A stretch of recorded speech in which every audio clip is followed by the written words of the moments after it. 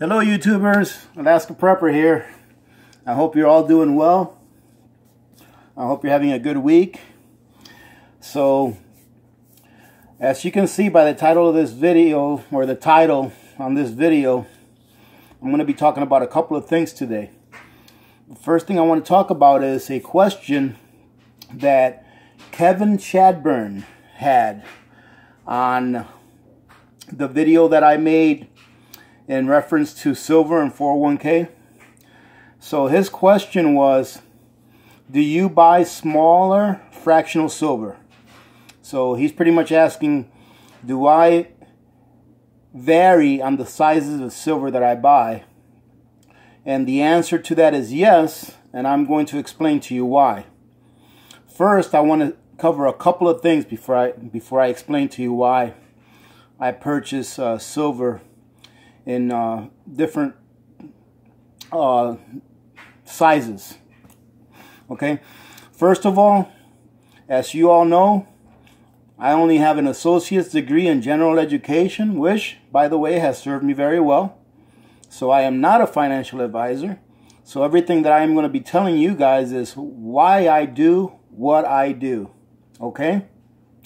And the second thing I wanted to cover real quick is, remember where silver or wealth preservation falls in your 5 B's of prepping. Okay? Remember, your first B of prepping is beans, and that stands for food, water, life-sustaining nutrients. Okay? The second one is Band-Aids. So any kind of medication that you may need. And then, of course, in addition to that, any kind of first aid supplies that you feel that you may need during a time in which you may not be able to attain them. Okay? The third B is bullets, and that stands for a way to protect what you've already gathered so that you're not prepping for the toughest guy on the block. The fourth one is bullion, and that stands for silver, gold, i.e. wealth preservation. Okay? Now, you shouldn't be getting the fourth B unless you have the first 3 B's. Okay? If you don't have food, water, long-term food storage, or at least the amount of food storage and water storage that you feel that you may need for whatever amount of time you feel is necessary for you, all right, or for whatever you may be prepping for. Like I've told you in the past, I'm not prepping for any one thing, all right? I'm prepping to make sure that I'm prepared, and hopefully if something happens, I'll be prepared enough to sustain my family and myself for whatever time period is necessary, okay? So if you don't have that, if you don't have medication that you may need, or first aid things that you may need, or hygiene, basic hygiene items that you may need for whatever time period you may want to be prepared for, or a way to defend yourself and to defend your supplies, you shouldn't be getting into wealth preservation. Because someone asked me a really good question once about getting silver, gold, and preserving my wealth in that manner. They're going to say, well, why are you saving silver? What are you going to do if the SHTF happens? Eat it? And I'm like, absolutely not. Who eats silver? Of course I'm not going to eat it. Why? Because the first thing I'm going to make sure that I have is my first, second, and third B's covered before I get into my fourth B, which is a vehicle that you may want to use to preserve your wealth. The vehicle that I'm using to preserve my wealth is mainly silver for many reasons. I feel that the upward potential in silver is a lot better than the downward potential. Meaning that at today's prices, silver can only go up. Why is that? because the prices that silver is being sold at today is pretty much what it costs to produce it. So I don't see how a miner is going to start selling their silver for less than what it cost them to produce.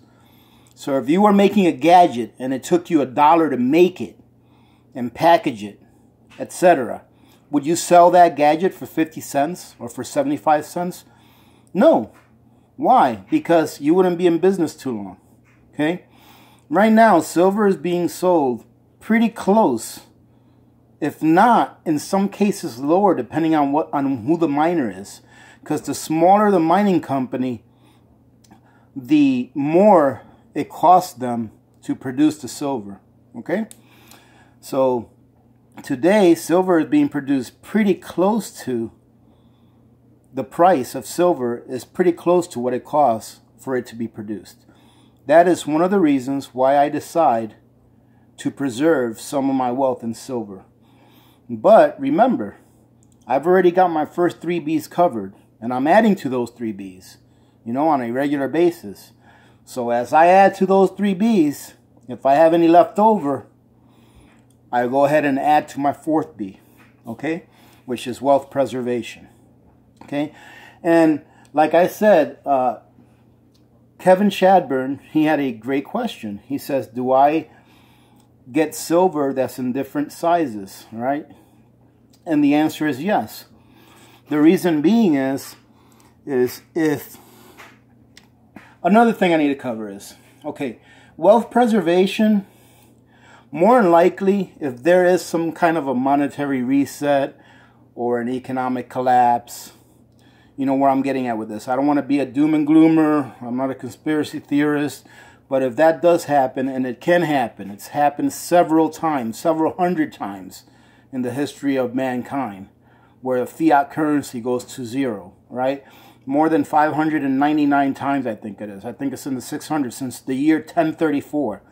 The year 1034 is when fiat currencies were invented, and they were invented by the Chinese. Okay, look this kind of stuff up and learn a little bit about it. That way you'll be better informed on why fiat currencies always go to zero. Okay, so silver or precious metals, to me, it's not really meant to use during a collapse.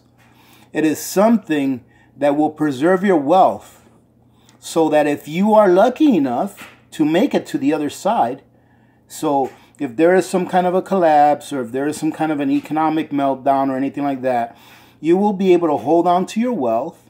And when everything is settled down and when you've gone through the roughest period and things are starting back up and the economy is getting back up there, you will still have your wealth, because precious metals will never go to zero. They can never go to zero. A dollar bill can go to zero. All right? Fiat currencies have gone to zero through all of the history of mankind. Okay?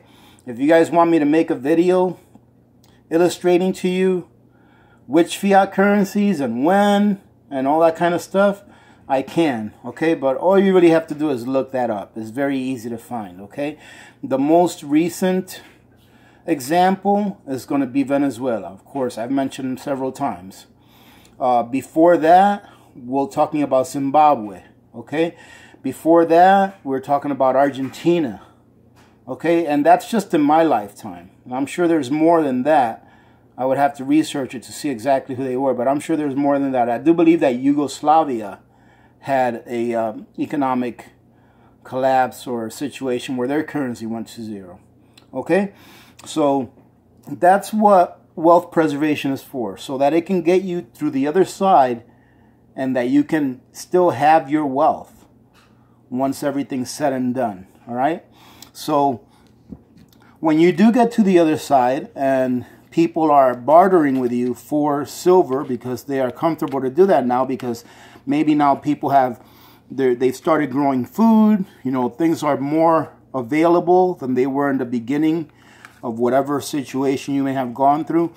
If you go to buy a loaf of bread, you're not going to use a 10-ounce silver bar, okay, to buy a loaf of bread. All right? More than likely, whoever you're buying it from or bartering for it's not going to have change for a 10-ounce silver bar. Okay? Depending on how much a loaf of bread is selling for, I would assume it's not going to be selling for 10 ounces of silver. Okay? Are you going to use a 5-ounce silver bar to buy to buy a loaf of bread? Probably not. Are you going to buy a 1-ounce silver coin to buy a loaf of bread? Probably not. Are you going to use a quarter? This is what's called constitutional silver. Any U.S. made or U.S. minted coins that were minted in the year 1964 and prior are composed of 90% silver and 10% copper. So this coin right here has actually held its value since 1964. And I believe that I've covered this in one of my previous videos where I told you that in 1964, the average price nationwide for a gallon of gasoline was about 24 cents. Okay? This quarter today, if you take it to a coin shop, I can take this quarter to a coin shop and get roughly $3.20 or so, $3.50 for it. And today, in Alaska, I can get a gallon of gasoline for about $3.12. So that quarter that you're looking at there has maintained its purchasing power for the last 50 plus years, for the last 54 years. It can buy me today the same thing that it can buy me 54 years ago. Okay? So maybe you'll get lucky and you can get a loaf of bread for a dime, a silver dime, or less. Maybe you can get 2 loaves of bread for a silver dime. But the point being here, the point that I think Kevin was trying to make is that when you store your wealth, make sure that you fractionalize your vehicle of storage or your storage vehicle. That way you're not just stuck with one denomination. What if all I did was store 1-ounce gold coins? Imagine how much energy there is, wound up in 1 ounce of gold. There's a lot of energy there. There's a lot of wealth in 1 ounce of gold. How am I supposed to go shopping for basic groceries with that? Okay, so that I think that's the point he was trying to make. So I do store constitutional coins. I have dimes. I have quarters. I do have some $half. I couldn't get one out today. I have it stored away. I didn't get one out. And another point is that if you ever find any coins that are 64 and below in the $half, dime, or quarter denomination, those are all going to be 90% silver. The U.S. did make $half coins from 65 to 69 that were composed of 40% silver. So those still have value to them. Obviously, it's less value than the ones that are composed of 90% silver, but they do still have a lot more value in them than one of your regular clad coins that you get today. Okay? Another form of storage that I have is I get 1/10 ounce coins as well. That's a 1/10 ounce of silver. Okay? And I actually also have 1 gram bars of silver. Okay? I do believe that in the future, when the free market price discovery of silver is set free, so when there is an actual free market price discovery of silver, that silver's nominal price will be valued exponentially higher than what it is today. Okay? So I believe that silver is an excellent vehicle to store your wealth. Okay? And it's on sale. You can go to a coin shop right now, probably anywhere in the U.S., or a pawn shop, or wherever you may want to go, or you can get off the internet and get yourself a 1 ounce silver coin. Okay, a 1 ounce silver coin, probably for less than $20. The spot price fluctuates up and down with the value of the dollar. However, that spot price is highly manipulated to the downside, because the higher they let the spot price go, the weaker that the dollar looks. even though the dollar is very weak. It's manipulated down. So some people think that's a bad thing. In this case, I think it's a good thing because I find it on sale, right? You can get a 1 ounce coin right now for less than $20, depending on whether you get a government minted coin or a coin that was minted by a private mint. Like this here 10th ounce silver coin is a privately minted coin, but it has 1/10 of an ounce of 0.999 pure silver. Okay, so it's got just as much value as any other 1/10 of an ounce coin that you'll find out there. It's pure silver. The only added value that you may find to a coin that was minted by a different mint or a different private mint would be numismatic value. Okay, and I'm not really into numismatic because you're paying an extremely high premium for the same amount of silver. But I do have a few numismatic coins that I got because I really like them and I wanted to treat myself to something that I really wanted. So, but I don't have a lot at all. I have a couple, and I have one that was given to me as a gift. So that's what I think about having fractional silver and using silver as a wealth storage vehicle that can bring you into the future. If and when, it's not if, but it is when, we find ourselves in a new economic system, nationally, if not globally. Okay? Now, I wanted to cover something real quick, too. I wanted to say congratulations to the U.S. We are now the owners of a $21 trillion debt. The U.S. is now officially $21 trillion in debt. And that's not counting our internal debt or our unfunded liabilities. This is just public debt.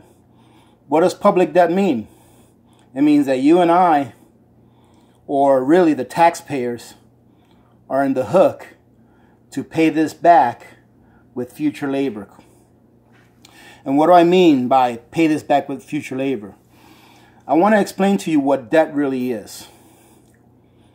Most people, when you ask them what is debt, they'll say, well, it's when you owe somebody money. Yes and no. But think about it this way.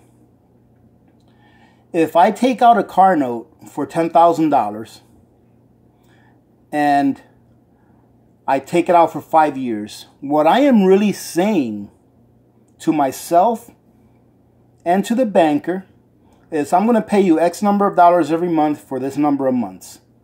All right, until I pay off the debt with the interest that I agreed to pay you.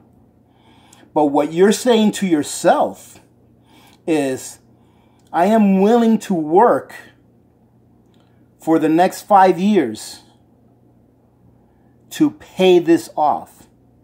You have just entered into a contract that says that you are going to pay this off.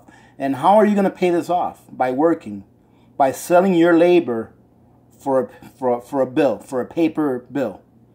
Okay? So when you look at our national debt at $21 trillion, if you divide that $21 trillion by the number of taxpayers that there are in the U.S., which is around 100 million, there's really only about 100 million taxpayers. I believe there's somewhere in the area of about 150-something million workers that are counted as working, but only about 100 million actually pay taxes.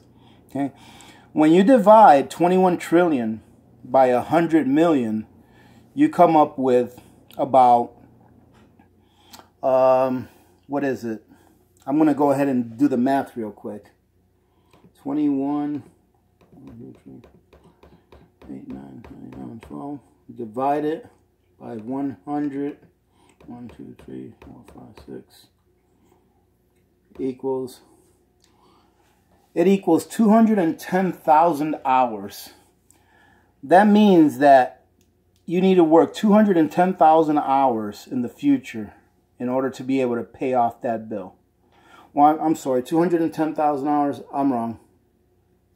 I'm wrong. I'm not going to edit this because I'm not perfect.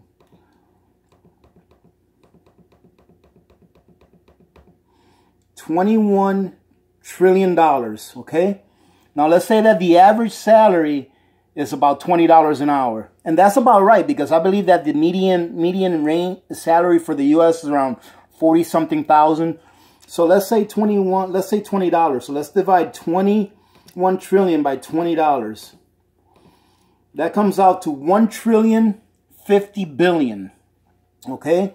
And then let's divide that by 100 million.